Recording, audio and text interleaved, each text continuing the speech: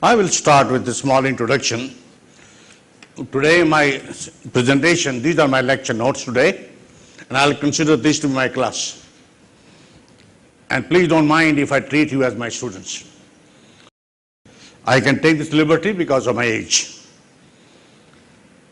I'll divide my session today, first of all, simple introduction, then come into the content, all math, science, English and social studies, then the tools of delivery, and then recommendations how to implement, and then a time for you to roast me, question answer session.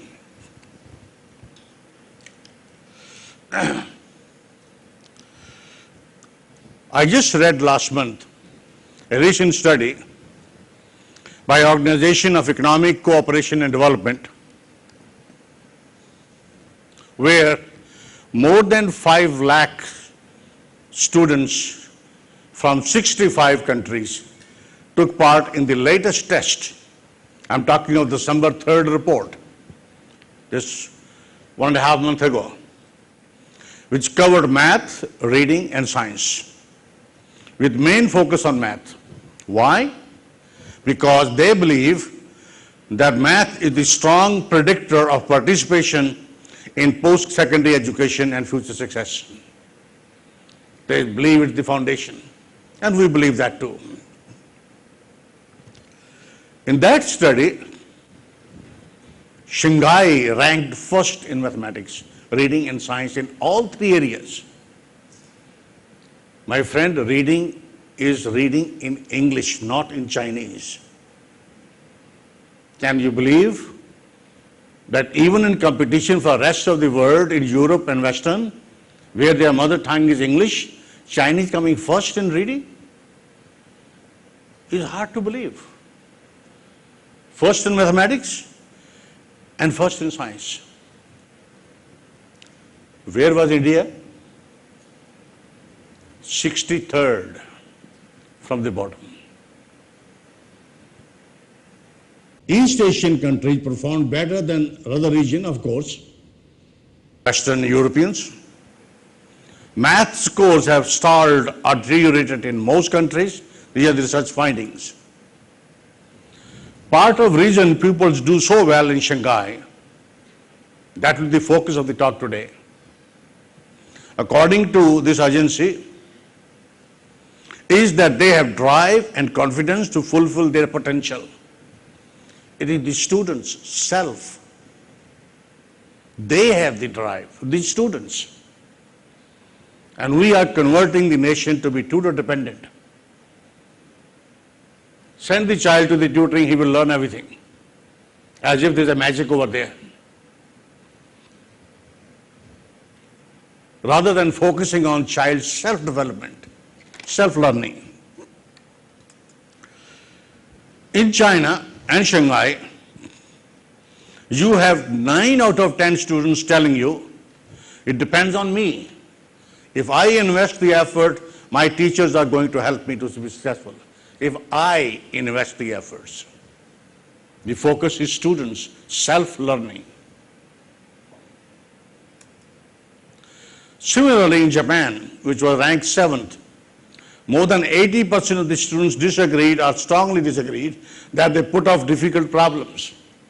They face it themselves, not leave it to the tutors or the helpers to solve. Hard work, as we all know already, that's what we are known for in the rest of the world. Hard work. Practice and hard work go a long way towards developing each student's potential.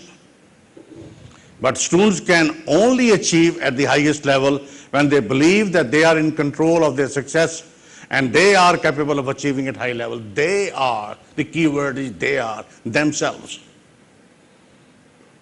We are becoming a tuition nation. Every child is finding a tutoring shop to send their child. Rather than focusing on how their child learns himself or herself. This will be the primary focus today in the talk.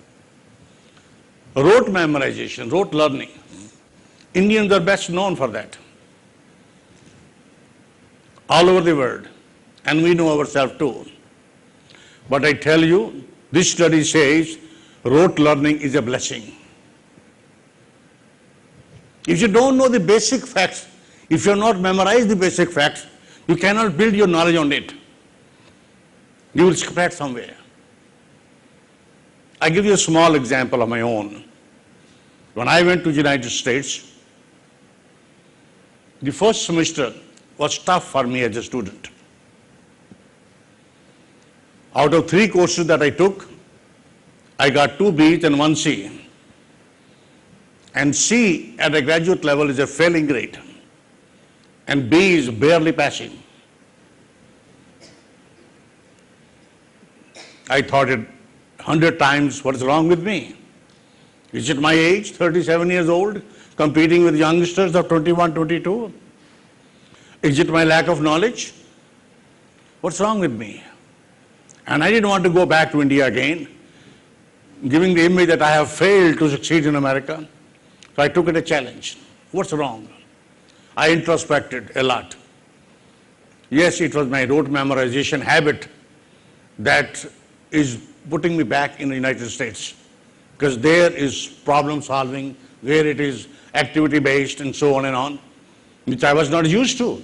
In India, you cram 20 years papers and have all the questions you learn and do it 100 times, and the examiner will find questions only out of them, and you have already done it. And you score 95%, 100%. And the future examiners are not creators of the questions of their own.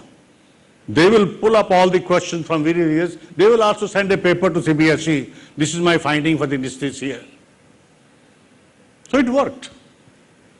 But the question is, that student, even in my system, has done 2,000 questions. You don't have to be an idiot to do that. You require some type of intelligence too.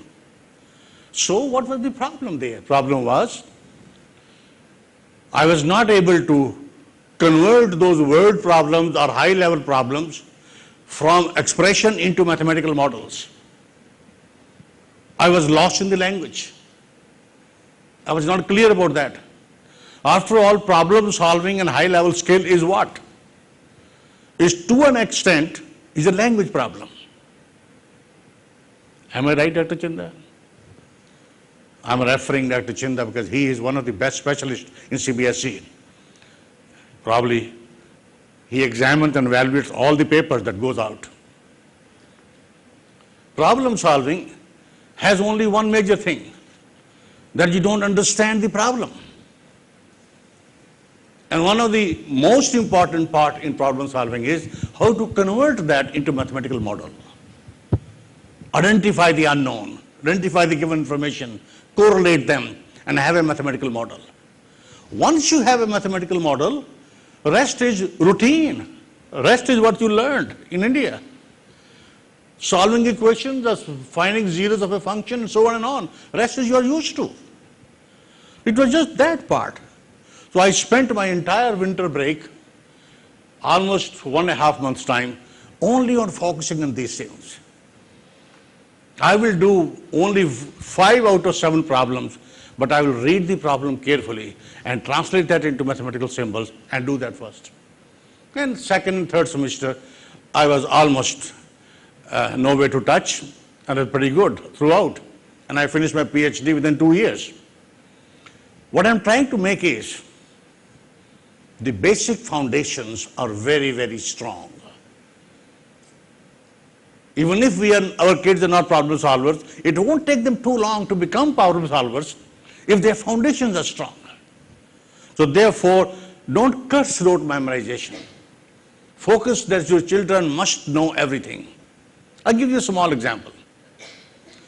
8th grade children, the teacher is trying to teach them how to add fractions. Well, the child is not understanding it. The question is not fractions, damn it. The question is he doesn't know the tables. He doesn't know how to find the least common denominator. He doesn't know how to reduce the fractions.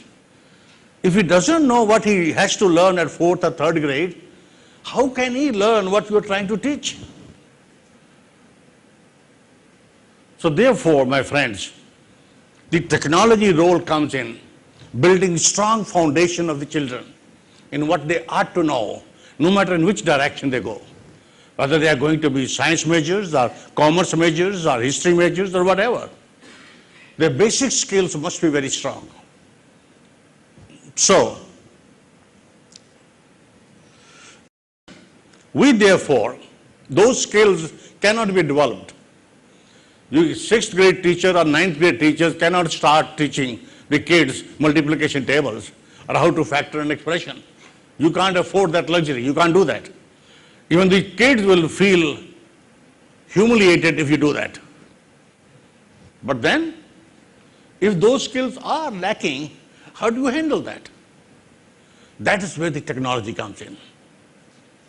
The thing that you can't teach, the thing that you don't have the time to teach, the thing that you can be beyond your control, the thing that is just so repetitive that you can't repeat too many times. That's where technology comes best at. And those are the things that build the foundation of the children.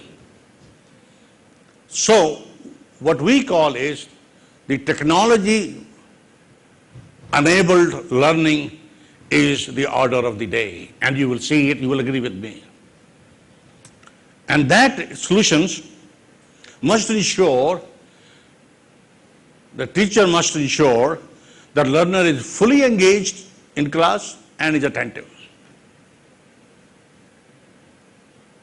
I'm not talking anything new. You will all agree with that. But how can we implement that? That's the question. How can I as a teacher have those characteristics? Fully engaged and attentive. Actively participates in what is being discussed. Number 3 is provoked to think in all challenging situations. That's our job. Provoked to think. You just imagine how many strong characteristics of a teacher I'm adding into the list, and then have some self-searching inside, how many of you really have? Then I'll find you the solutions how you can have. It's reinforced through several stimuli. It's not easy. You are after finishing a course. You don't have so many ways to express the things. Has access to everything that teachers use in the classroom. You don't have to search, dive deep and find out what is where that you want to use when teaching. You must have an access to everything. Learning and assessment must be integrated for each topic side by side. You can't go on teaching and teaching and teaching and don't look back as to whether your class is understanding this or not. And then you can't keep on accumulating and then test it once in a month or once in 2 months. No, it must go side by side because learning is sequential. Everything that you teach next is dependent upon what you taught before. It's sequential. And if you don't know what was taught before, if your students don't know that, they won't understand what you're teaching next. So teaching and learning must be embedded with each other at each and every topic. At each and every topic. Has all the help, the learner has all the help that he or she needs during self-engagement at home. I have been tutoring students all my life, just for my survival. And many of the teachers do tutoring for their own family's sake. But now increasingly it is becoming a business. It's not teaching motivation, it is how much I get every month. And then if that is the spirit now being converted, then the charm of passion of giving to the child is minimizing very fast, deteriorating very fast. So child must be encouraged to have everything at home for self-learning and self-assessment. We call all these things fully engaged in the class, student actively participates, he is provoked to think, you provide several stimuli, assess them frequently, has all the help that you or the child needs, called CETL, some components of effective teaching and integrated learning. And that's what we have tried to include into our offerings. But at this time, most of the technology solutions are for classroom teaching only. The learning doesn't have an access at home, not even the teacher. You have local area network, server somewhere sitting and the content is piped into the classroom. Sometimes even you need somebody there who will give you the content you want to use in the classroom. But that's not the way. Most of the solutions are classroom teaching, only for classroom teaching. Infrastructure setup is quite expensive. Most of your schools are some of the hi-fi schools, especially A-grade schools or B-grade schools. You probably have extensive smart classrooms and all that. Can you imagine how much costly it is? And how can a C-grade student, these schools or other schools can afford it? And even if you have it, after 1 year you start repenting. Why did I invest so much money? My kids and my students are not getting much out of it. Then the cost starts pinching. It starts pinching. Therefore, the solution that we provide don't require any infrastructure. Simply this projector and screen, that's all you need. Smart classrooms, smart boards are very powerful, probably you don't know, are very powerful. You don't use even 4% of that. It's all waste because you don't have the time. As Dr. Chinda said, you are busy in so many things, dealing with so many students. On top of it, the committees and boards and this and that stuff. You don't have the time to explore the power of the smart board. Number two, you don't know the power that is embedded in the smart board is really of any academic use to you or not. So why spend money? What you all need is projector and screen. And maybe a writing board on the side of the projection screen, so that sometimes you don't have to depend on projection all the time. You have to say something of your own. So infrastructure is very expensive. In some solutions, teacher has to request the content, as I said. Even to teachers, technology available only during school time. And while you are using technology school time, you are struggling what to click where and what not. What comes next if you click it here? Because you don't have the time to review in school and you don't have no access at home. These are the possible solutions, the possible situation at this time. Am I right in my assessment? If you agree, can you raise your hand, please? So, what are the solutions that we offer? Whole content will be under your fingertip. It's in your pocket all the time. So much so that all of you who came today, when you are registering, you are giving information what you are teaching, right? You did, right? Now our team on the back are making flash drive for you, sitting on the back. So when you go from this seminar, you will have all that you have written in your flash drive. Use it anyway, for yourself or for your child. The whole content under your fingertip. You don't have to be worried for your local area network. No internet, no local area network, available 24/7 and so mobile that you can keep it in your pocket. That's the way. That's the way you can serve this country even to the lowest level school or C or D grade level school who are serving hard-pressed, economically deprived families. Easy to use, plug and play. All that you do is put in the USB port. I'm using for my flash drive. Put the USB port, select the file, and you're on. And you will see that just now.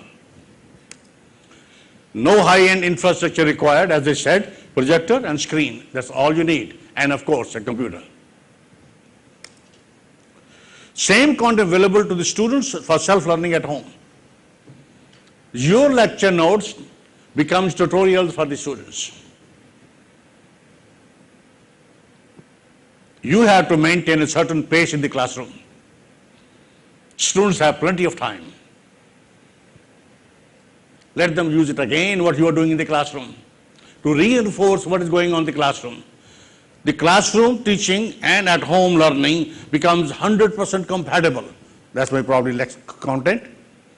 Teaching in classroom and self-learning becomes 100% compatible. But what is happening now? The student comes, attends a class in the school, goes back home at about 3:30, takes a small nap, and ready for going for tuition. Attends another class. Is it better than the class that you had in school? It's questionable. But it's a place for socialization. It's a place for a get-together in informal situation. It's a place to get out of the home. How much learning is going on is, I leave it to you to decide. That is what we are offering. My friends, my first part of the presentation is over. Simple introduction. My second part is the actual content, what I am talking about. How many of you are still listening to me? May I see your hands, please?